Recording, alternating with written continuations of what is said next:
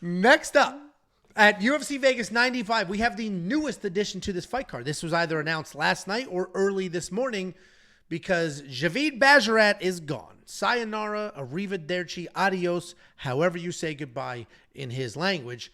And we have Quang stepping up on short notice. We have Chris Gutierrez staying in the co-main event slot. And we'll get to the DraftKings pricing. That is a gift from the heavens. But we got Chris Gutierrez, 20-5 in his career.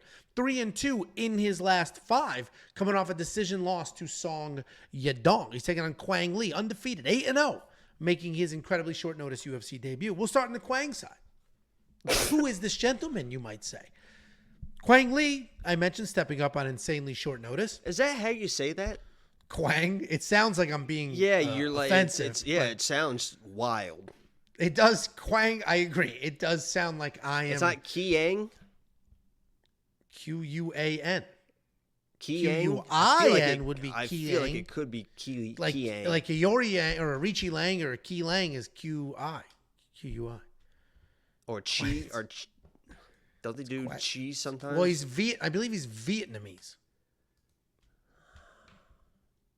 Quang was supposed to fight on the Contender Series next month. So he was scheduled to fight. No doubt he was in a training camp. But the 4 fewer weeks of training might matter, right? Like 4 weeks, this is the heart of the training camp. You haven't started to ramp down yet. You're still full-blown in that camp, potentially trying to get weight off depending on when you got in there. Style-wise, he's a striker. He's got that Muay Thai stance with those like slunched, rolled shoulders, pretty light on his toes. He likes to plot forward. He'll find his range with kicks. He likes to hang out on the outside of the pocket. What are you doing? Well, apparently Brittany is like some dude on his girlfriend's account or something. So it's just because you went through that before.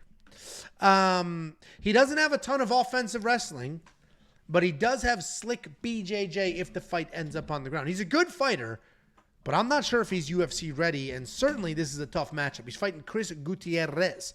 Chris Gutierrez is a tough kickboxer. You got great low kicks, good cage control, good volume at more than 5 significant strikes landed per minute, solid cardio to keep that pace. No secrets to this guy's game plan. He's going to plot forward, light your legs up to slow you down, and then work to your head to try to put you out. Good takedown defense at almost 70%, and that allows him to be loose on the feet. I mentioned he's coming off that loss to Song Yadong, where he was winning the striking exchanges, but ultimately got taken down. Last week, we saw Jordan Vucenic step up on short notice in his UFC debut, nearly finish Garam.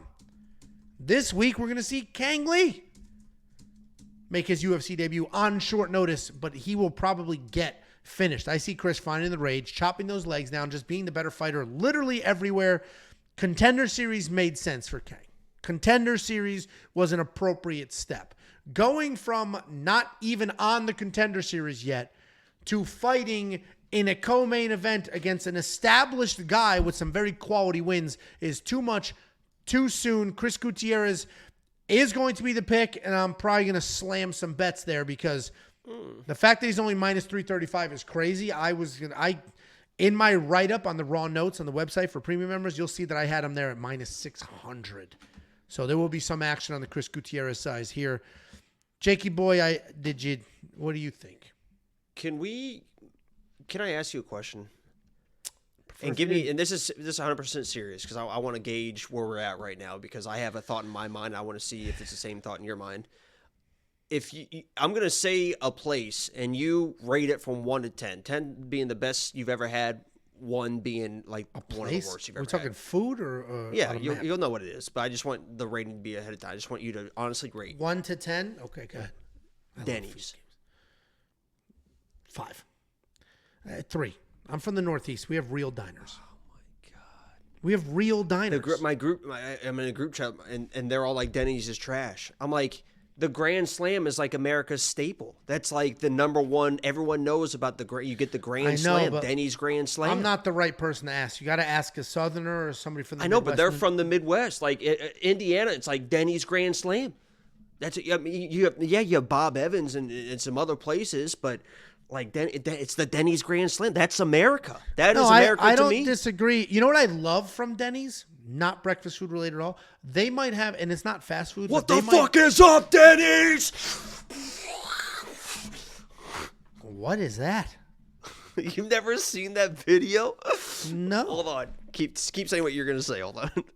I was gonna say they're mozzarella sticks. The mozzarella sticks from Denny's are good. They're just like frozen fried mozzarella sticks, but they are good as hell. The problem with Denny's is they turned into like a. Now stop talking.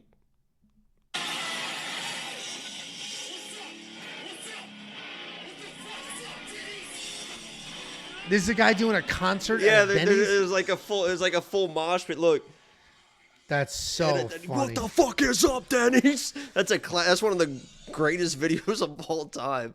Well, I'm not a good gauge for any chain diner because we have. I grew up in a town with the a best diner. is a diner. Yeah, 24/7 cheese fries and gravy, Waffle a House. gyro platter. That is the America's Diner. I would take Waffle House over everything. Denny's is literally America's Diner. That's their tagline.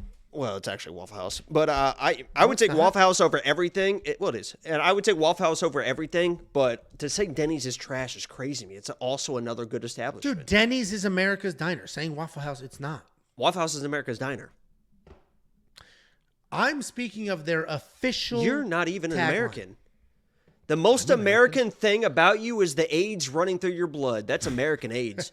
Is the blue? That is American fucking AIDS. That's why it's working so hard and so fast. All right.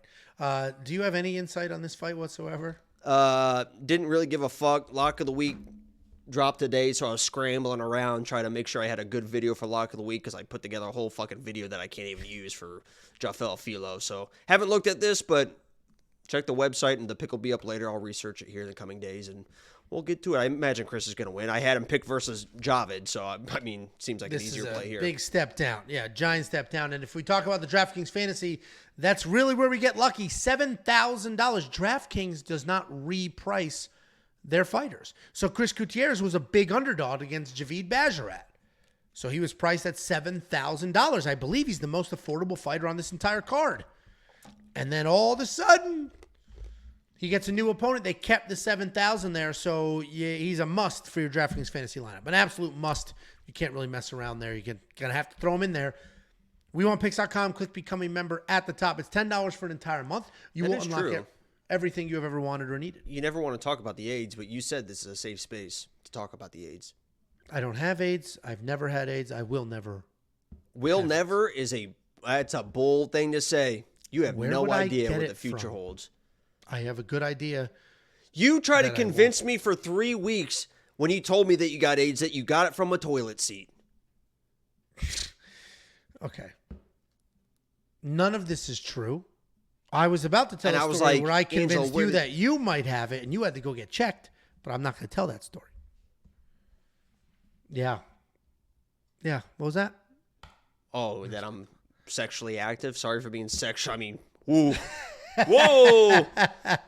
Sorry for being sexually active and being safe and getting tested for STDs every once in a while. Everyone should be tested every once in a while just to make sure when you're as active as I am. That's a badge of honor. Clean to this day. There's your PSA.